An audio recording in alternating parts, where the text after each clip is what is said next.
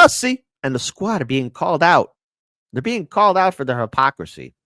Now, I'm going to play at least halfway through this video. I'm not going to play all of it, but Briahna Joy Gray recently had Kshama Sawant on her show, and this has to deal with the aftermath of one Jamal Green, who said if the squad, or at least when confronted by it, he was asked, is the squad afraid of Nancy Pelosi? Are the squad afraid of Nancy Pelosi? And it looks like they might be afraid of Nancy Pelosi and Mama Bear because, there's been a lack of action by the Democrats, by the vote blue, no matter who sphere, in regards to getting things done. And so what better way to start off our morning than to have a little bit of a laugh, as we should, because having a little bit of a laugh is actually pretty good for me. And I think it's pretty good for all of us. It soothes the soul. It makes us all smile. And what better way than to have an inception before the main course?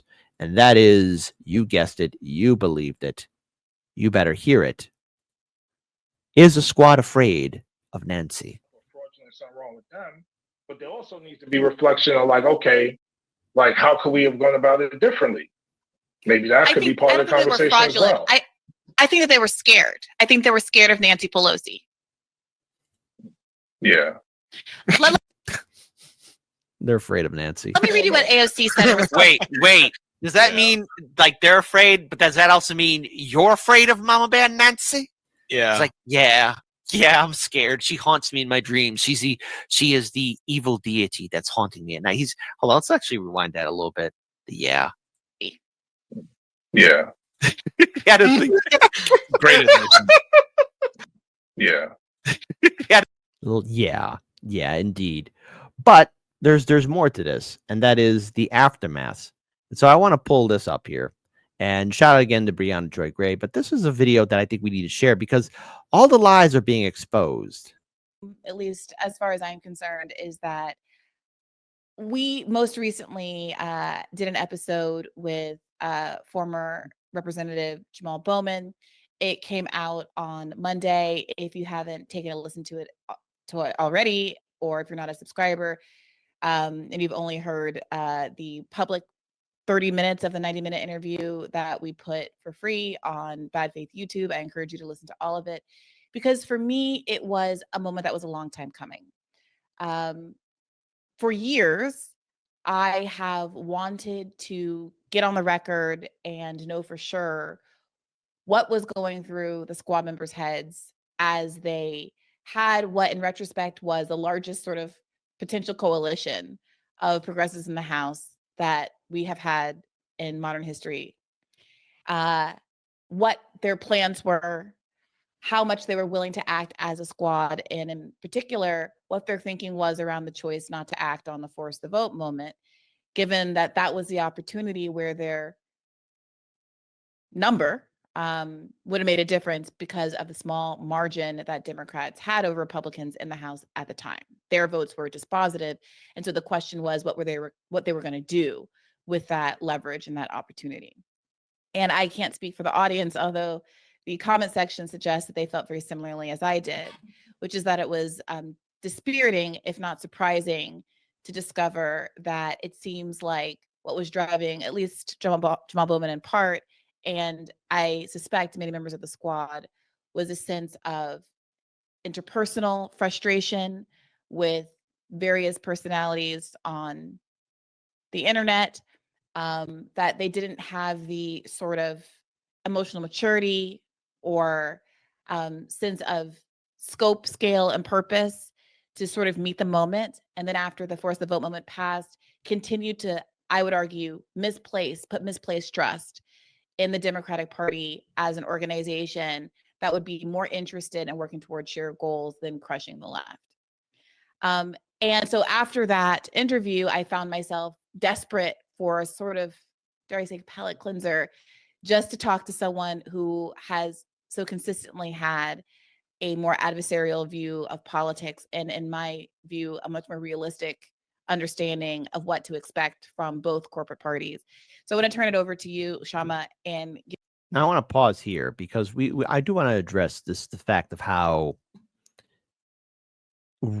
gross it was to see Bowman promoting or talking about how the left has been adversarial, or how the progressive movement was somehow derailing or stopping the Democrats from instituting real change. Well, to what I would say to Bowman and to all of the progressives, quote unquote progressive Democrats, is we asked you for forced to vote. We asked you for March for Medicare for All. We asked you for student debt forgiveness. We asked you for the increase in fighting for social issues, and yet you kept on giving us platitudes. Jimmy Dore wasn't being adversarial. Nobody was being adversarial. We were asking you to be consistent and actually fight for us, to stand with us, to be unapologetic, to be aggressive, to actually push back and fight back. So what I would say to all these people out there in this space as a whole, especially to the vote blue no matter who sphere, there's a reason why, the squad lost some of its members, the squad. It's because you lost your voting base, and constantly appeasing to the Democratic establishment left a bad taste for a lot of us. And we didn't want that. We didn't want that association, because the Democrats make all these promises, but they fail to deliver. I want to pull up the rest of this here real quick. Give you an opportunity to sort of respond to that and what you made of what parts of the interview you managed to watch. Was any of it surprising? What was your reaction? I watched almost all of the full interview, Briahna, and none of it was surprising. I have to say parts of it were pretty disgusting to me. Nothing was surprising to me, but it was disgusting to see Jamal Bowman slither around and deflect on every single point. And we can talk about it. Force the vote obviously was one of the most important points there, because I don't think that force the vote was the only moment for any type of fight back. If there was a desire, a stomach for a fight back within anybody inside the Democratic Party, which itself, it's a premise that we in Workers' Strike Back and Revolutionary Workers disagree with. But hypothetically, were there to be stomach, then I don't think that's the last chance at all. Right now, the Democrats that want to fight could actually be fighting Trump in many different ways, but they aren't doing that. And force the vote, in my view, was not like the sole example, but what it did do was, because big sections of the left, big sections of working class people took on that demand, it succeeded in exposing the inherent flaw in expecting that the squad would do anything to fight for us. So that's the value of the squad. And it sort of relates to also this really dishonest question that Bowman asked you: do you think the squad were a net positive? And I thought your answer was spot on, which is they're a net positive because of the lessons they offer about what the nature of the Democratic Party is and what careerism looks like, even among those whom you might imagine have good intentions. And even that, I think, is questionable at this point among some of the squad members. But setting intentions and psychology aside, what actually happens in the Democratic Party was very much revealed through the whole force the vote episode. And where I think we need to draw the most clarity about is, again, this is where I thought I thought Bowman was sleazy throughout the interview, and it really revealed him as a sellout for anybody who's really caring to listen. You sort of read between the lines, so to say, or has some experience since force the vote with how the Democrats betray. Do you think it was a good idea? Now, hold on. Before we see Bowman here bring up and talk about, being a good idea to vote for Nancy, and hearing Bowman's response, force the vote, all it was asking for 15 congressmen and women to form a coalition to withhold their votes so we can get Medicare for all on the House floor for a vote. Now, that never happened. We never got that. That was never received to us. That was never given to us. What I would say to everybody that is watching us right now, when it comes down to force the vote, it was just a simple request. Now, what is force the vote? It's from the DSA playbook. It is a tactic from the Democratic Socialists of America. And the thing is, it is a tactic that can work. Now, One of the criticisms of forced to vote done by those that were against it was saying that if we don't support Nancy Pelosi, the Republicans are going to get the House seat. Now, this was in 2021. The Democrats had the majority in the House, so they controlled all the chips. The only way a Republican was going to get that seat is if the Democrats crossed the aisle and voted for the Republican candidate. So that means it would have been ongoing, continuous until maybe Nancy Pelosi either caved to that squad member group for their demands. Because last we checked, and this is evidence of it, the Freedom Caucus showed that forced to vote can work. The Freedom Caucus showed that it was a tactic that can work because Representative Matt Gaetz used it. Now, that was when the Republicans controlled the House, and they do now as well. But when the Republicans had full control of the House of Representatives, they had to keep on voting and voting again and again and again. But Matt Gaetz and his colleagues were that stalemate. Now, no Republican was going to cross the aisle and support Hakeem Jeffries. That was never going to happen. They didn't do that. The Democrats wouldn't do that when they had the majority. The Republicans weren't going to do that when they had the majority. Forced to vote worked. And it wasn't a socialist or communist or liberal group that proved that that tactic from the DSA works. It wasn't Jimmy Dore. It was, well, Jimmy Dore said that it could work, but it was Representative Matt Gaetz, former Representative Matt Gaetz of the Freedom Caucus, showed that it can work. Vote for Nancy Pelosi uncritically without any demands? We had no plan. Do you think the squad is a net positive for the left? An interesting question. Jimmy's a fucking clown, yo. Like, Jimmy was wilding. There's no way in the world that you, Briahna Gray, thinks that everything you've done has been correct. I mean, we gonna keep talking about this though, man. Like, we love that you're there. No. It's mad hate. You wasn't. I think they were scared of Nancy Pelosi. Yeah. Well, I didn't say anything out of pocket. So if you can point to something that I said that was out of pocket, we can discuss it. Jimmy Dore was the voice of that. Oh, boy, because you guys made him True. the voice of it. You chose to ignore a black woman. Listen. You don't talk to us. You freeze us out. Why am I going on shows that all they do is talk shit about us? Why would I do that? But here's where we need to draw the clarity.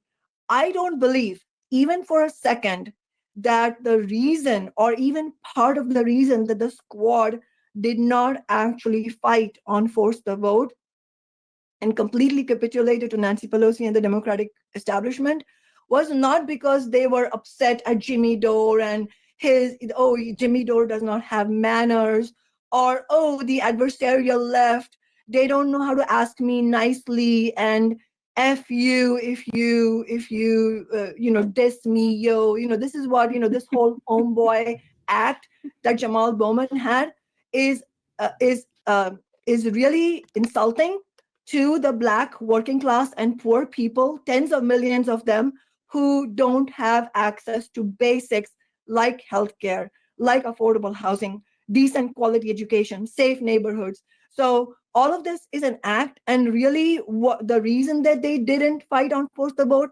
is because of the price that you have to pay in order to fight for anything.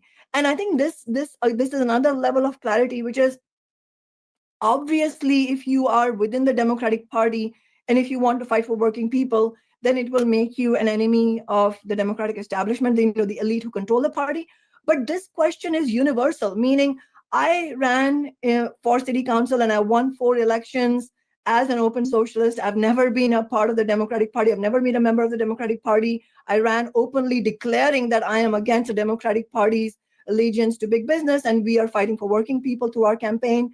But my point is that it's not like I was exempted from the fire that is directed at you.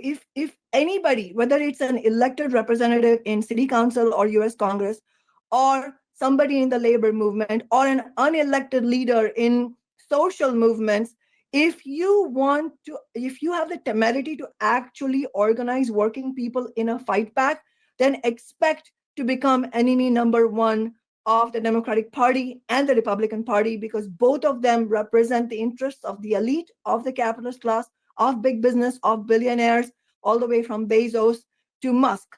And that is the price that the squad have never, ever been willing to pay. That's at the bottom of why they refuse to do force the vote. That's at the bottom of why most of them, all but one of them, sold out the railroad workers during, when they voted with Biden to break the strike. That is why they have completely failed to do anything for working people. So I think that's a very interesting point to bring up, because the thing is, a squad right now is in a little bit of a quandary. So the thing is, if the Democrats really want to have change, if the Democrats really want there to be a system in which there could be a better future being laid down, well, first and foremost, I want to be clear on this one. And this is something that does concern me a little bit. The Democrats are now going to start trying to reach out to the adversarial left. I mean, case in point, there is a talk about the spending bill and whether or not she would challenge Chucky Boy Schumer, who seems to be on board with the spending bill. I want to read this tweet right here. One thing a person in this position could say is, any Democrat who doesn't meet the moment deserves to be challenged. It's our duty to the American people to ensure that they're well represented in the midst of this crisis. That would require an adversarial left. That would mean AOC would need to reach out to the progressive movement and independents for real change. Would you, what do you think of the job that Chuck Schumer is doing? Would you ever challenge him, do you think? I think that what we need right now is a united Senate Democratic caucus that can stand up for this country and not vote for cloture and not vote for this bill. And I think that the strength that we have is in this moment. Reconciliation and all of these, Republicans do not need Democratic votes for that. They need it for this. And so the strength of our leadership in this moment is going to demonstrate the strength of our caucus. And I cannot urge enough how bad of an idea it is to empower and enable Donald Trump and Elon Musk in this moment. It is dangerous and it is reckless. Yes, but in order to have a coalition, in order to have real change, you need to reach out to your voting base. To your voting base. That's what you would need. And I want to pull this up here again. This is just the furthermore of a clip. Some things might be repeated on this, but look, the value of force to vote and what it was. Just one more time to drill in everybody's head. It was the great reveal on how spineless a lot of these Democrats and progressives truly are that are serving right now in Congress. Force to vote was that great reveal. That was the value of force to vote. It exposed what AOC actually is. And then she actually gave a rare, and I believe you and I talked about this sometime back, she gave a rare, honest answer after the Freedom Caucus used force to vote, their own version, the right-wing version of force to vote. Obviously, the Freedom Caucus is horrendous, but it's the fact that they proved the lie in the squad by actually doing what we were saying the squad should do in favor of Medicare for all. And in response to that, AOC said, well, that if we had done that, that would cause relational harm. And it really goes to show how much you need of a coalition in order to really forcefully negotiate for these things. So when people say, why don't we do this? First of all, there's a lot of cost and dysfunction. Second of all, those people who are holding out right now, they may have made certain structural gains, but they have also made incredible reputational and relational harm within their caucus. And so if you are trying to get something done within your caucus moving forward, you still need members of your caucus. And that at the core is an element of electoral politics that is simply inescapable. Bingo. That is the truth that you will never hear. And she will probably never say this again because she's probably understood that, oh, fuck, I shouldn't have said that. But it reveals that is what happens. See, when you are, when you are a prominent leader and you actually stand up for working people, they meaning the Democratic Party, big business, the lobbyists, everybody, they will attempt to make your day-to-day life a living hell. And the only way you can protect yourself from it and also not sell out, not become marginalized, not become irrelevant, not sell out, win victories for working people, because that's the holy grail. That's what we want. That comes only from the kind of political clarity that we had in Seattle. And the crux of that is using your office to build mass movements so that, one, you are never isolated. They can't come after you without coming after tens of thousands of working people. But more importantly, it's not about you. It's not about your career or your well-being. It's about using those movements to win actual victories. And so one of the things I might mention, one of the things that might have been useful in the Bowman interview is to challenge him He said, we can't win Medicare for all. We can't win 15. And he kept deflecting with dishonest arguments like, are you saying you're perfect? Are you saying you didn't do anything wrong? Yeah, it was That is crazy. bullshit. That is bullshit. That is meant to, it's a way of refusing to answer the question. I think the best way to put him on the spot would have been to say, well, Kshama Sawant and the socialists won $15 an hour in Seattle despite the opposition of the. Now, I want to pause here because there's a little bit more to this.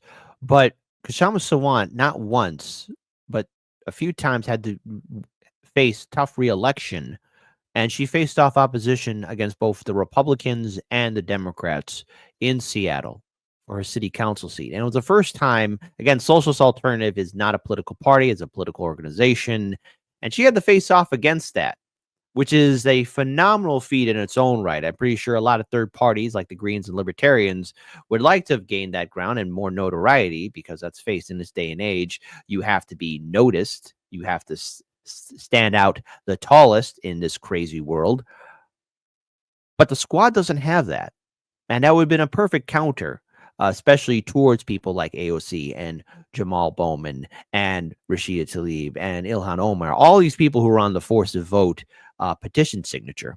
Democratic Party, despite big business going hard at them against 15, despite everybody, even the labor leadership really not wanting to fight it, but we forced most of the labor leadership to fight alongside us. There were rare leaders like Paula Lukaszczyk of the State Employees Union who fought alongside us, but most of the rest of them, we put our movement, 15 Now movement, put pressure on them. So that's an actual example. So for all the Bowmans and the AOCs who say nothing can be done, we have an answer. And that's true. There is an answer. And unfortunately, people like the squad, as they are right now trying to desperately rebuild their coalition, are the Democrats down and out?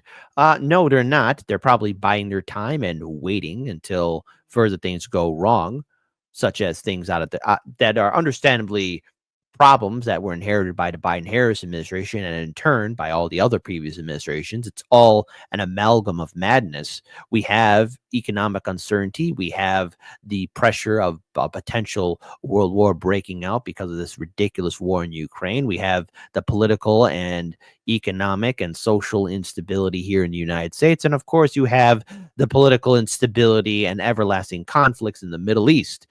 All around, we have a hodgepodge of disasters that a party can take advantage of because you would have the current incumbent dealing with it. Now, the problem with the Democrats this time around is that, well, people still don't trust the Democrats. The Democrats left a bad taste. The Democrats busted.